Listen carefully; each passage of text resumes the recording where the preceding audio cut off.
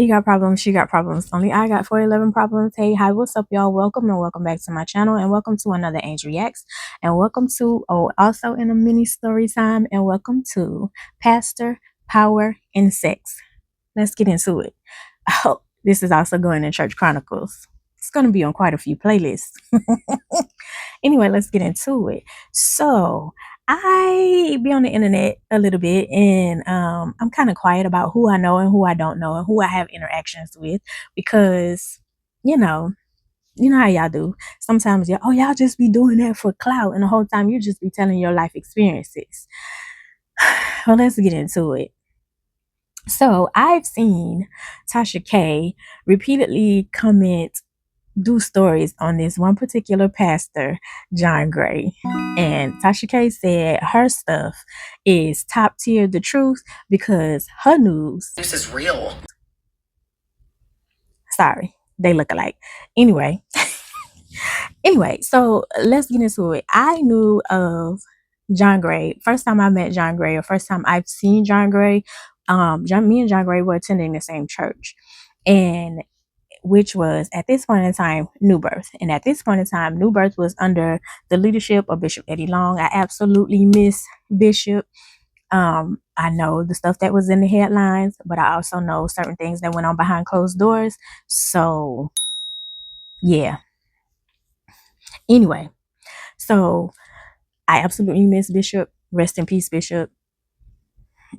Yeah, it's a whole different ballgame that's going over there now. Anyway, yeah, so that's how I knew of Johngray. At this point in time, Johngray was the youth pastor, youth minister. He wasn't the pastor, he was the youth minister at this point in time. And he was also over the singles ministry, because at this point in time he wasn't married, he was single, and he was a virgin, which he pushed very often. He literally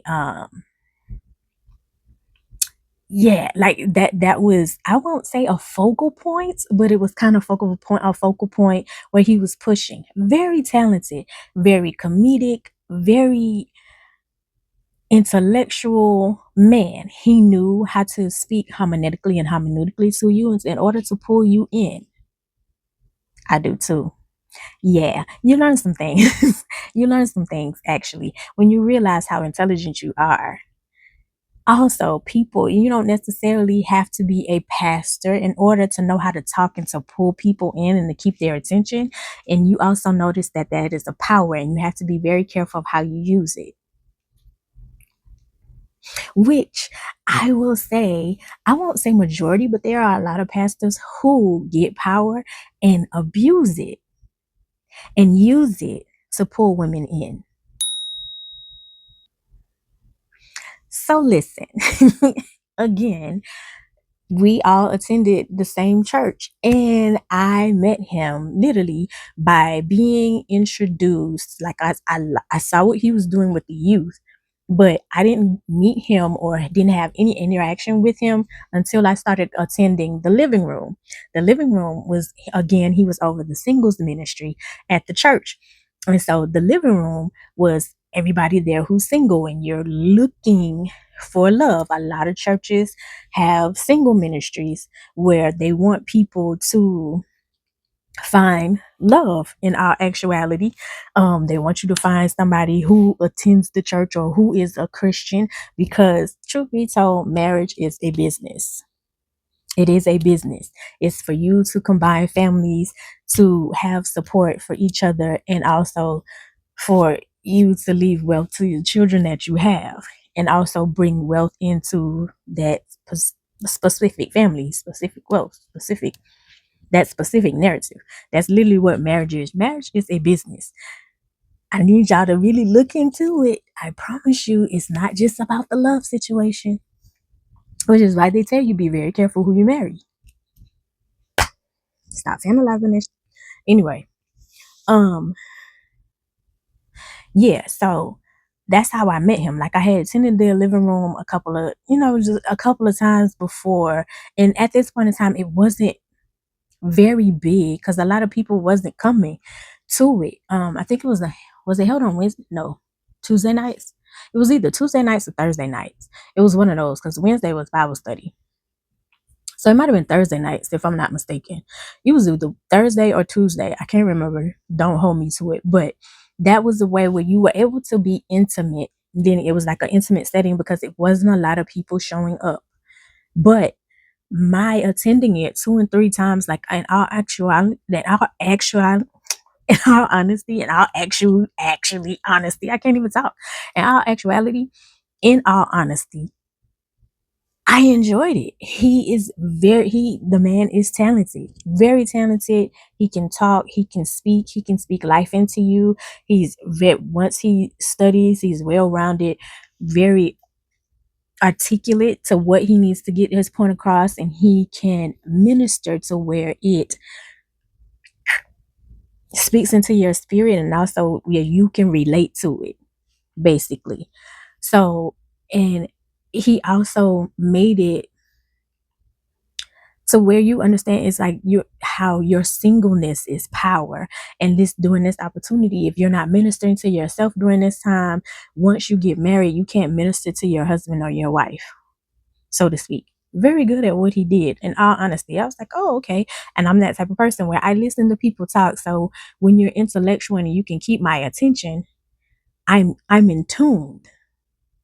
But I also notice the women, to me, you're not very attractive. You're not my type.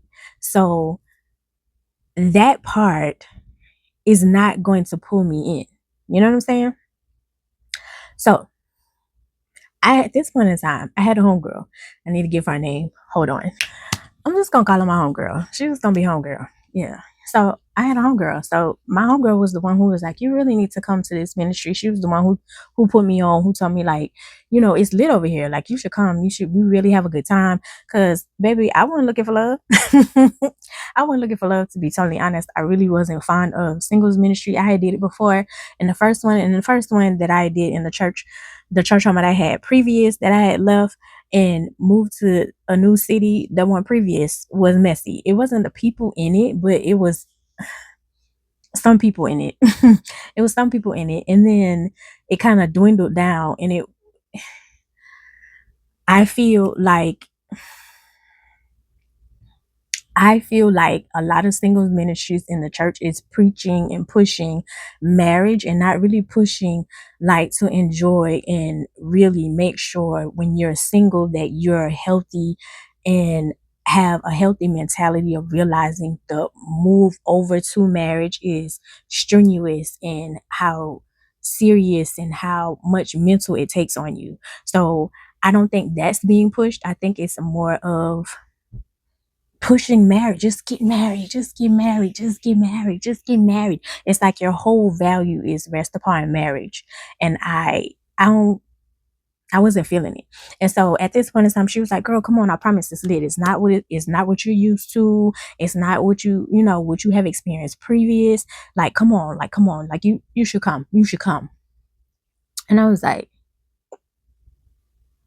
and she was like, no, for real. It's not even, called singles ministry like that. It's literally, it ministers you. You have a good time. You're going to laugh. Like you meeting new people. I promise you it's a good look. So I was like, all right, I'll give it a shot. So when I came in, of course, there's more women than men because we are indoctrinated from birth that our value resides in marriage. Our value resides in a man. Like there's no teaching, like I said, that for you to be your own person before you get in a whole different relationship, which is why when you get in a relationship and you confused and you don't know, you don't understand your feelings, it's because nobody has told you to make sure you're straight and don't wrap your whole complete body living being inside of a man. That's why you're jacked up.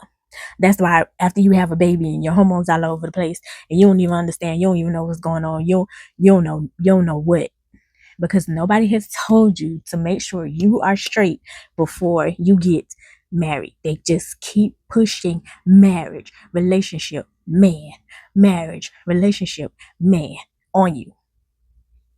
Literally from birth. Let me get you a little baby doll. When you get married and after you go to school and you find a man and a man finds you. I told y'all in a couple of story times I had a grandaunt who literally said, I worry about you because you're not married. Even though I had finished school at this point in time, I had already had a baby and doing my own thing, making my own money, got my own place. Still, she worried about me because I did not have a man. And the whole time, men was treating me, the previous men that I was in relationship with was treating me like crap. Girl, my grandmother, who was married over 50 years, made sure she told me, do not push your everything into a man. My mama, who was married twice, said, do not put your everything into a man. Just want to put that out. Just want to put that out there. Anyway, again, marriage is not bad. It's just who you marry. And it's also to make sure that you are completely sound before you put your everything in that person. Because if that person decides that they're no longer into you and they want to walk away and they want to move away from it and they want to get a divorce, you don't lose your ish, which a lot of people do, which is why a lot of unalivings and stuff is happening, because people feel like, this is my whole life, I've been with you for this long, and what will people think? You know what I'm saying? Yeah. Anyway, so she knew I was very skeptic about it, and I didn't want to do it. I didn't want to come. Like, girl, no. I'm at home. I'm watching TV. I'm rubbing my feet together. I'm eating snacks. Leave me be. And so she was like, no, I promise you will enjoy it. You will enjoy it. So I gave it a chance. I'm that type of person that was like, okay, at least let me go one time. If I go one time and I experience it, I don't like it, I can say, girl, I came, I saw, that ain't it. Well, I came, I saw, and I enjoyed it. She was right. He was very funny. He related the word. He translated the Bible. He literally was teaching about yourself, and also the want of wanting to be married, because he wasn't married at the time, the want of wanting a relationship, and the reality of, if you got married, if you got in a relationship and everything was going good and you're having a good time, you die. That was the running joke. Like, literally, it was like, oh, finally I made it. I'm in everything that I ever prayed for. And then 2 to 6 months later, I die. That's a fear. Like, you, you know, the it's too good to be true type situation, or this is everything that I prayed for. I'm living in what I prayed for. And then I die tomorrow, or I die 2 weeks later. Yeah, it was a joke. It literally was a joke. Calm down. Anyway.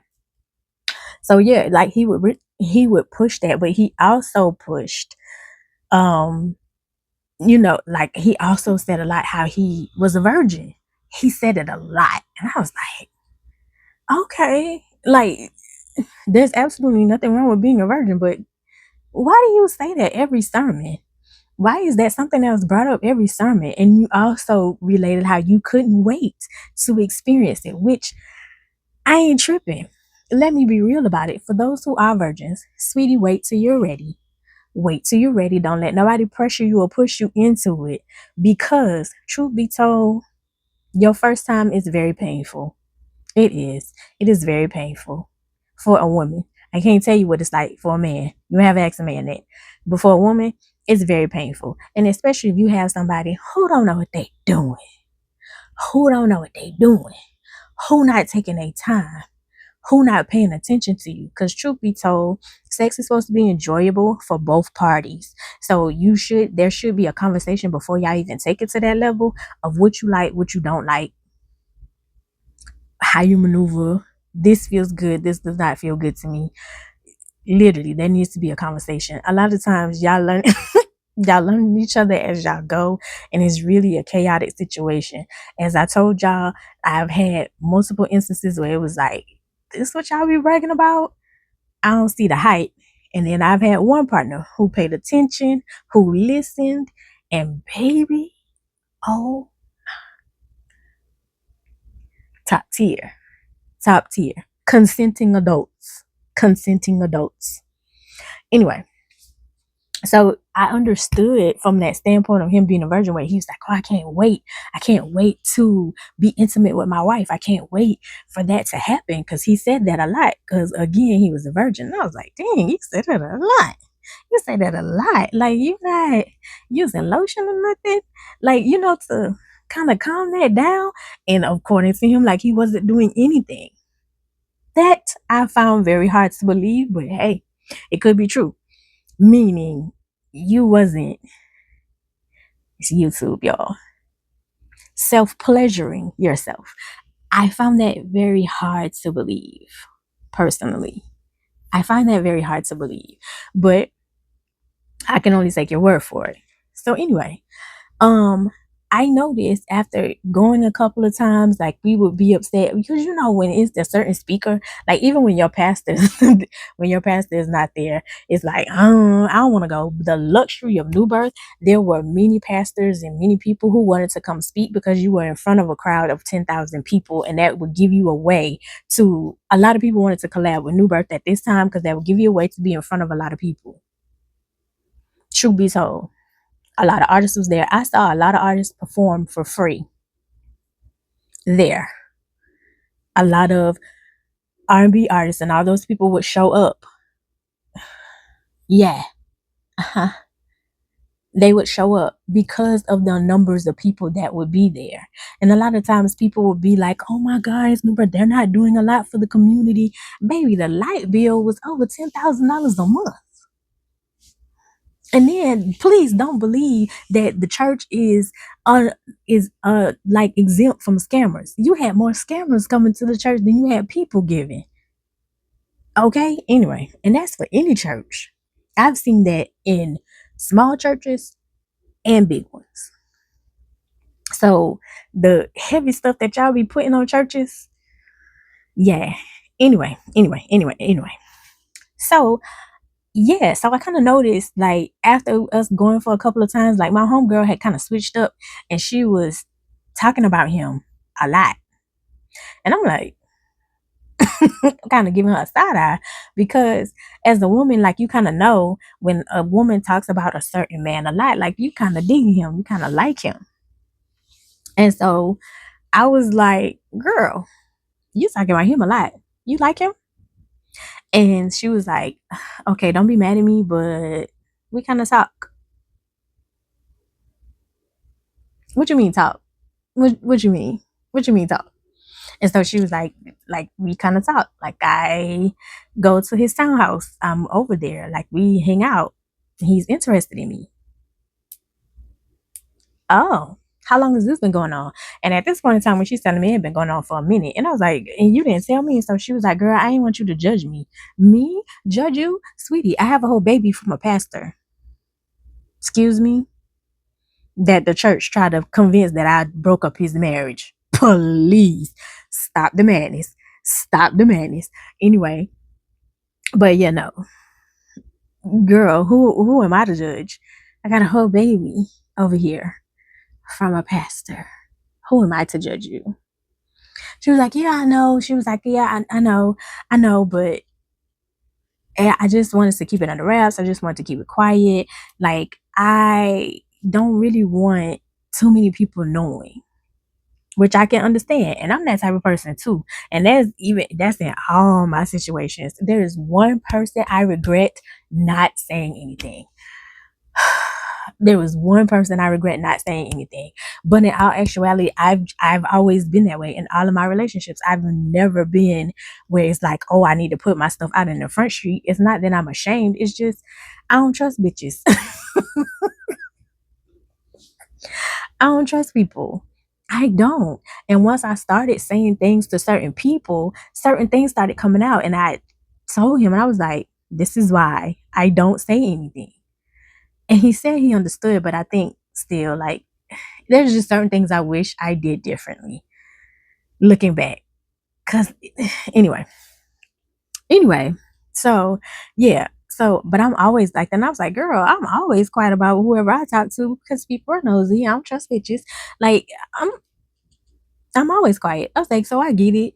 I understand. Like, you kind of, it's new because you know how y'all do. Girl, I talked to him back in kindergarten.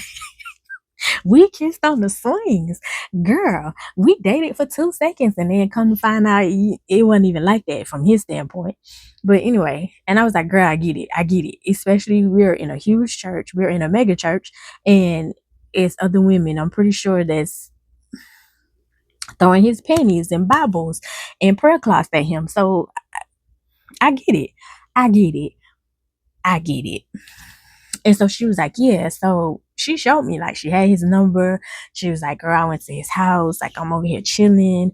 Yeah, like we talk, we have great conversations, and we're kind of building something. And I was like, okay, just be careful. Left it at that. So once she told him that I knew, it was more of like she saw me like as her sister. And so he was like, oh, well, if that's your sister, she my sister. Right. And he gave me his number. So I had his number chilling. I'm that type of person where I can know somebody who's a big time celebrity, who's well known, and not use your number. And not use your number and not call you, not say anything to you. It's like, oh, okay, yeah. I don't care. I don't. I'm really nonchalant like that. I don't care. It's to me, it's like when you're talking to me, get to the point, move on, and we can maneuver. There's a couple of people I can literally say,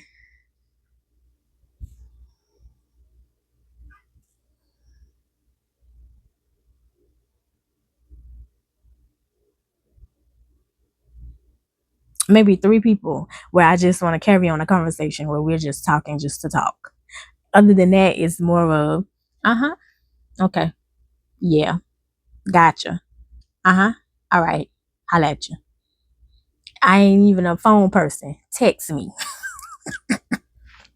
Real talk. real real talk. Even this morning, my son was talking. I was like, bruh, once you said okay, I was done with it. I really don't know why we still going on. I said okay, I'm over it. Like, you told me what it was. I asked the question, you answered it. I don't do the arguing stuff. Whatever. Anyway, and so I had his number. So it wasn't like nothing major to me, but from his standpoint, anytime that he was seeing me, he was like, I don't hear from you. Like, you don't text me, you don't say nothing. Like, you got my number. And I think because you had given your number to the other women, like to other women and to other people, and they constantly text you. And I think that was the start of like the ego thing, like the ego trip. It's like all these people are texting me, and you had started getting accolades about the living room, and the living room had started growing because you were really good at what you did, and it started growing, and it started being this big time thing, and people look forward to it because it was very good. It was very entertaining. I told y'all I'm a huge skeptic about it, but it hit all aspects. It hit you being single by yourself, what happens if you transition into marriage, also hit your spirituality side. Literally, it was hitting all aspects. So it started growing, and I was giving him props. Also, the children's ministry that he was over, the youth, the choir was absolutely excellent. They were immaculate. They were growing. They were ministering. They were doing praise and worship. It was an awesome thing to look and to see the growth that was happening in the singles ministry and the youth because of him. Very anointed man, very talented. It was growing. That's how you know you are good at what you do, because your stuff grows. It grows. It elevates. Right? So he was good at what he does. And so I think because of that, and it started growing, and people started hitting you up, and people started saying things, like you see somebody who had like a small channel, and then they start growing, and then you started noticing like their personality starts changing. Not everybody, but there are some, and you be like, ugh, that's who you really are, because that power is starting to come in. Right. And so I kind of, because he kept saying, he's like, you don't come, you don't say nothing, sis. What's up, sis? You don't say nothing to me. Like, you don't say nothing. Because after services, you would make your way over to me, because I would never come to you, but you would make your way over to me. Mind you, don't get me wrong. I know I'm a beautiful girl. I also know, regardless, even if I didn't have this face and didn't have any beauty, this TNA, this tits and ass is going to pull somebody regardless. The difference is, I know, and I'm careful with my power. I know exactly who I am. And sweetie, just because I have tits and ass, that don't mean I want men attention. I don't. The difference And a lot of times, even with me, a lot of modeling lingerie, y'all will be like, oh, you want to be attention? No, stupid. When you with your person, how do you don't have nobody? You don't have no black girls. You don't have no curvy girls. Because I ain't had no curvy girls models to look at to buy lingerie, which was the whole reason why I did it. Because when I would look at them, it's white models who had an A cup and who ain't got no butt. And I'm ordering a large and extra large, and the stuff barely doing anything to me. Barely covering anything. Like, what? I ordered a large. I ordered extra large. It didn't work. That was the whole reason. Y'all be, oh, you should cover up. You do realize that was the actual defense mechanism that our slaves, our ancestors who were slaves had. All they had was cover up from being assaulted from the slave master. And even with dresses down to their ankles, they still got sexually assaulted. That's where cover up comes from. Just to make y'all aware. Anyway, so yeah, so I kind of noticed, like, once you started increasing in popularity, how the power was changing you, how the messages was changing you, and now people wanting you to come to their church and to come minister and come do things in their single ministry. So you're barely at your situation. Every time I turn around now, it's always a guest. And now that's starting to dwindle. And so I'm asking my homegirl, I was like, so how things are going? Like how things are going? And so she was like, it's not like it was prior. It's not like it was before.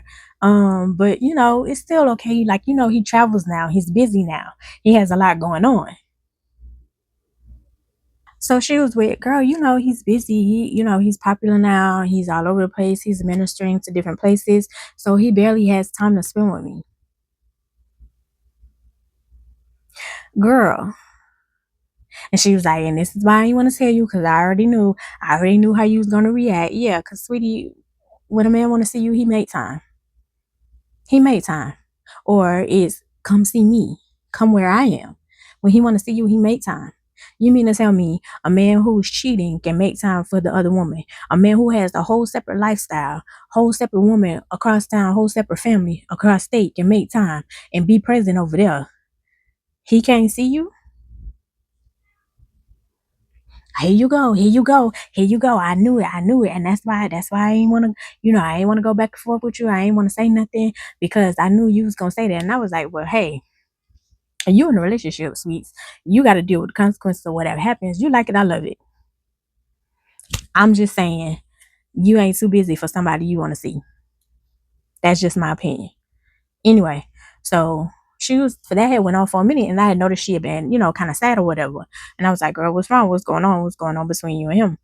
And so she was like, like, I don't know. Like, it's not the same. It's not feeling the same. Like, nothing is what it used to be. So me being who I am, the friend, this is the opportunity that I take to use the number. What's going on with you and my homegirl? You respond, who is this? This is Angel. What's going on with you and my homegirl? What's up with you and my sis? Like, what's going on? Like, she feeling some type of way. Like, I need you to step your game up. Like, I don't like her feeling this way. I don't like her feeling like she bothering you or whatever. What's going on? Y'all together? Y'all not together? What's up? What's going on? What's good? What's tea?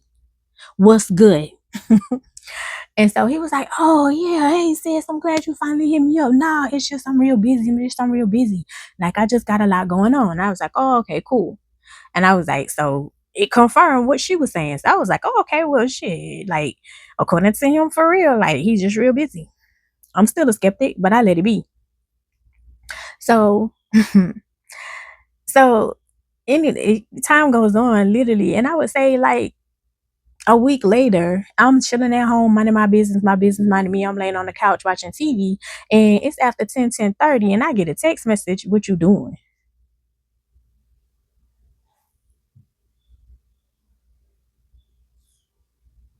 I'm looking at the phone like, because I know you're not texting me what you doing. You got the wrong number. And that's literally my response. You got the wrong number, my guy? No, I'm just asking what you doing. Watching TV. Oh, okay. Oh, okay. Yeah. He was like, yeah, I'm just sitting here, like kind of bored. Like, and now I'm just going, he was like, I'm going through at this time, was it MySpace? I think it was MySpace. We had MySpace. At this time it was MySpace. MySpace was the popular social media. So he's like, I'm just going through your MySpace. And I'm like, what you doing, sis? What you doing? I was like, what you mean? I am who I am. Baby, I always thought I was a pretty girl. I just really wasn't doing like the sexy, sensual type female thing. And I literally started getting into it. And I was like, girl, you pretty. Just get into it. And that's like, he had saw a picture. He's like, what you doing, sis? What you doing? Minding my business, and my business is minding me. What you mean? And so we started texting and going back and forth or whatever. And I'm asking him how the relationship and stuff is going. And I don't recall how we even got on, like, oh no, I do. Because he was like, we'll make you post that picture. Like, how would your man feel? And then it started getting weird, crazy, suspicious. Because you started with the hypothetical, let's pretend I'm your man. Whoa, buddy. Whoa. You supposed to be my homegirl friend. I mean, you supposed to be my homegirl man. You just cool, and you was calling me sis, and I was a little skeptical about that. But what we doing? And you kept texting, and I kept responding because it was like, I want to make sure this is really what I'm reading. And it got to the point where it got so uncomfortable that I stopped talking. And he hit up, was like, oh, you must be fell asleep. No. So literally, I hit my homegirl up and was like, girl, you up? She didn't respond. So I was like, okay, I'm gonna have to wait till the morning, and I'm gonna have to call her. I'm gonna have to let her know, like, this went on. And I have no problem screenshotting and sending her messages. So I waited till the morning because she didn't respond. Waited till the morning and text, and I was like, girl, you up? And so she was like, yeah. And I was like, can you talk? And so she was like, yeah. And I was like, call me. So she called me, and I told her how the conversation went. I was like, yeah, he called me, how it started off. It was cool or whatever. It was literally out the blue. I wasn't expecting a phone call. And I was like, well, then here comes the text messages and stuff.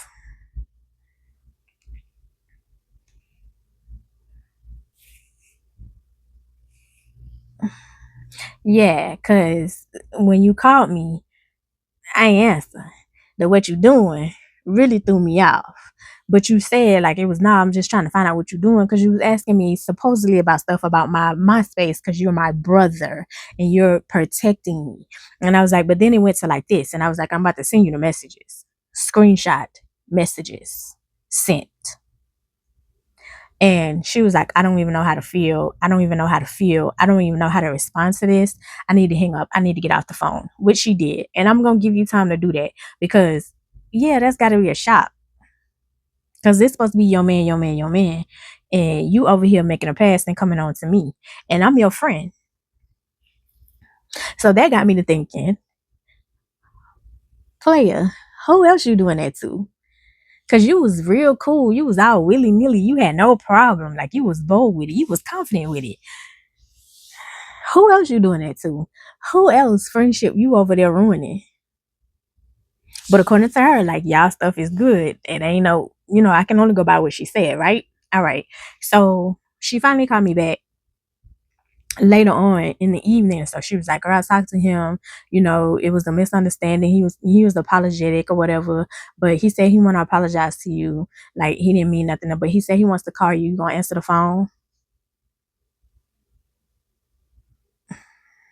I was like, I don't really want to answer the phone, but I was like, but yeah, like, okay, cool, I'll listen. So he called and he was like, oh no, it was a misunderstanding. I didn't mean it that way. If I made you feel uncomfortable, I apologize. Like, now, y'all, I have been sexually assaulted as a kid and sexually assaulted as a teen. Baby, I know manipulation when I see it. But it's like, okay, yeah, like, hey, here's your opportunity to apologize. It was a misunderstanding, according to what you're saying. But now I know to watch you and stay away from you, because baby, I ain't got time. I ain't got time, because you know how y'all girls do. It ain't the man fault, it's the woman fault, and you was coming on to my man, and I ain't got time for that.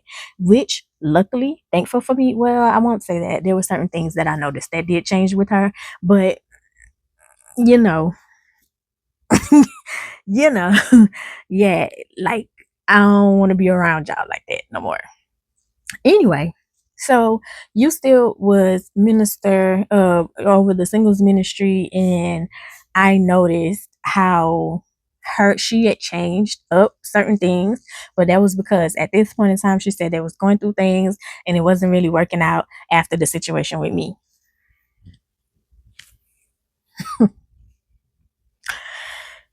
It wasn't really working out. It wasn't, you know what I'm saying, like it wasn't what it used to be. And she think because of the situation with me, it was more that was putting a strain on their relationship. No, it wasn't me. But you know, okay. So I was like, oh, okay, well, yeah, I don't have nothing to do with that. And I said, and as your friend, I wanted to be honest with you about what was going on. It came out of the blue. I don't even know why he went there, because I wasn't giving off anything. He's not even my type, as I told you before. I don't even think he's attractive. We have different tastes, but that's neither here nor there, right? So we were okay, so to speak, in this one particular instance. Like, I was chilling at her house, like we sitting there having a good time. She was like, I'll be back. So he had called her, she went over to his place, and they were spending time supposedly because they were in a relationship, right?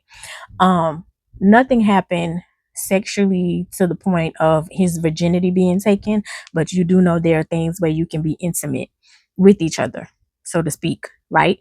So the week she had went to his house like that weekend, and during the week when it was coming up time for the living room, you got up there and was ministering and saying how dirty you felt, how nasty you felt, how you disappointed God.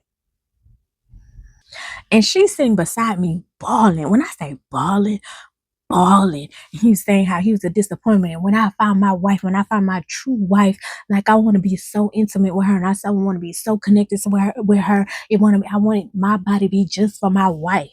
Woman is the only woman I've been inside of, and when I'm thirsty, I drink her. And she's on the side of me, bawling her eyes out. And I'm going, oh. And this is where the abuse is starting to come in. You already have the power, but here goes the abuse of it. Because not only is my homegirl bawling, there are quite a few women I'm noticing bawling their eyes out. And I'm going, why y'all crying? Why y'all crying? Why y'all bawling your eyes out?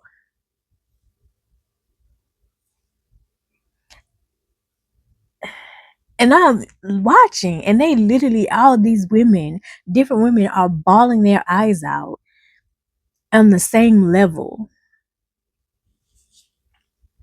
And I'm going,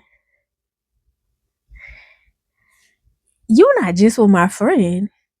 You got a plethora of females. You got a plethora of females that you are bringing over to your townhouse and coming over to you, where you are privately ministering to. Because all these women in here bawling like this over you saying this same thing, and make it, because how you said how you felt dirty after interacting with somebody and you felt like you failed God. All of them are thinking you're talking about them because they have no idea about each other. And I'm looking at my friend like, you're so busy crying and bawling, you don't even realize. Or maybe you did and you were willing to accept it and you talked yourself out of it. I don't know. But from outside looking in, to me, it looked like you don't even realize, like, this man got more than just you, my love. Like, you ain't my man and your man. Friday. I just keep him satisfied through the weekend. Girl, y'all all girlfriend-in-laws in here. And I don't even think you know this. Anyway. So when we got home, and I was like, girl, what's tea? What's good? Why are you crying so hard? What's going on? Like, what's wrong? And so she was like, girl, he was talking about me.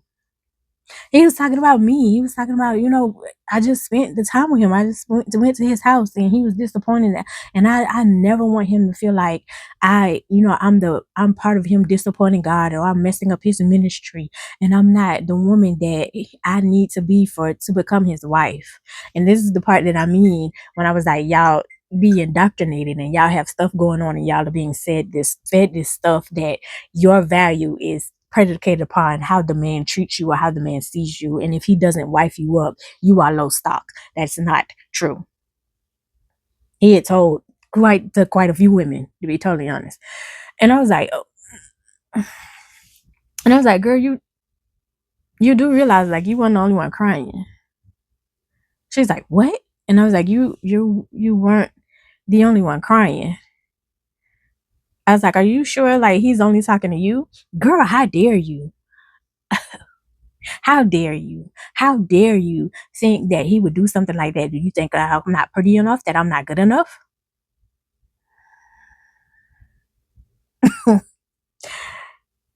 So I was like, girl, nah, I'm just letting you know, like, it was other girls crying over the same stuff that he was saying that you thought was for you.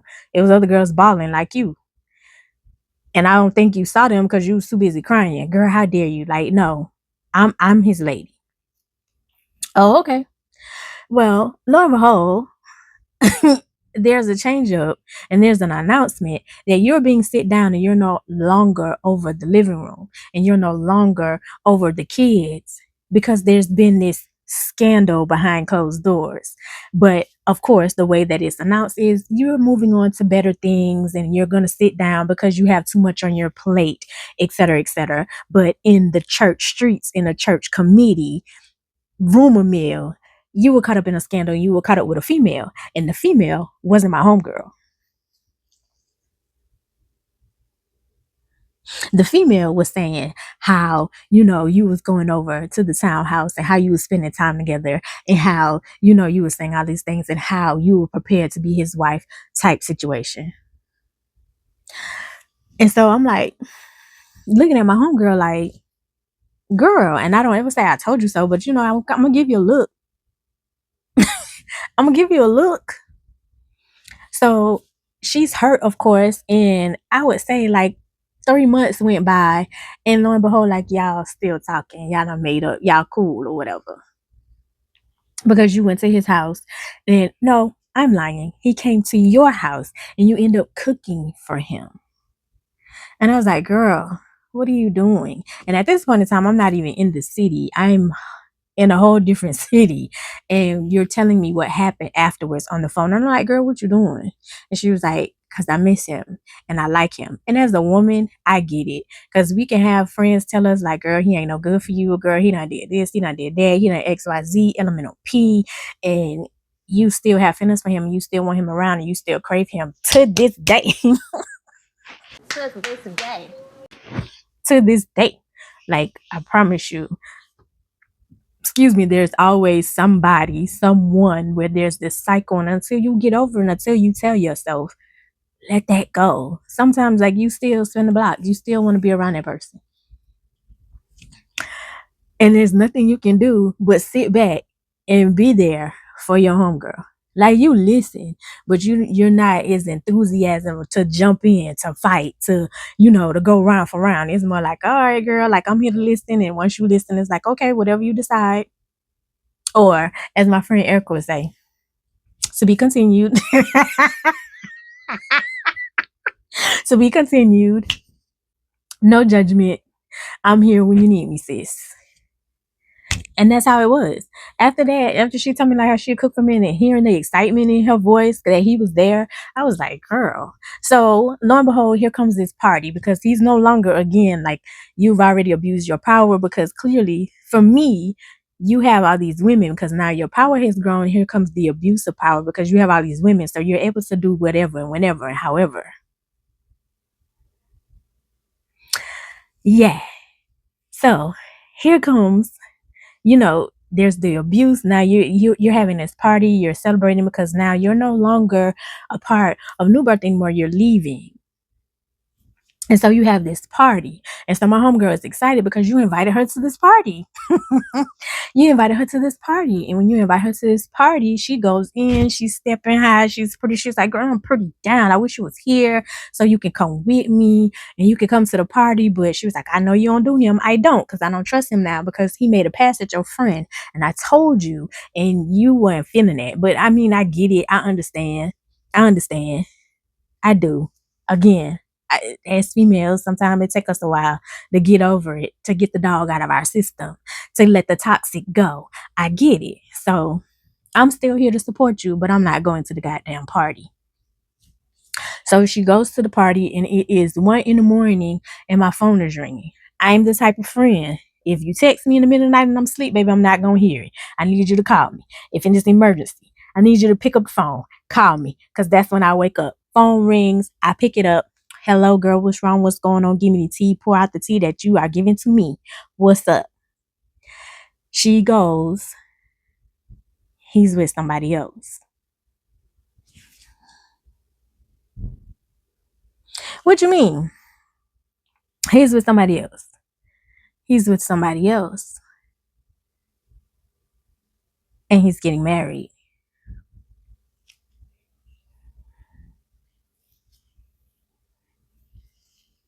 So, girl, he came to your house and you cooked him dinner, and that was supposed to be his last time coming over there.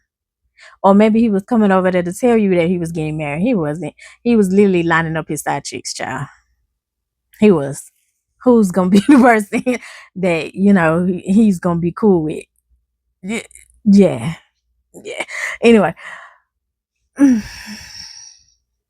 so I took a breath and I'm sitting there and I'm listening. I was like, girl, I'm listening. And so she was like, and I was like, how you know? Wait, how do you? Huh? And so she was like, remember, like remember he invited me to the party and I walked up to him, like he hugged me, he picked me up. Like, I'm thinking like this is a moment between me and him, and he introduced me to his mom, like this is my mom, and then this is my fiance. And she was like, then the fiance gave me this look and looked me up and down like I was trash. I was like, that's because she knows she can smell him on you. She can smell him on you. I said, girl, a woman knows. A woman knows when there's a connection between a man and a woman. And you can pretend and say, oh, we just friends. A woman knows. A woman knows. She sees it. You can't, it comes out one way or another. You see it. You see it.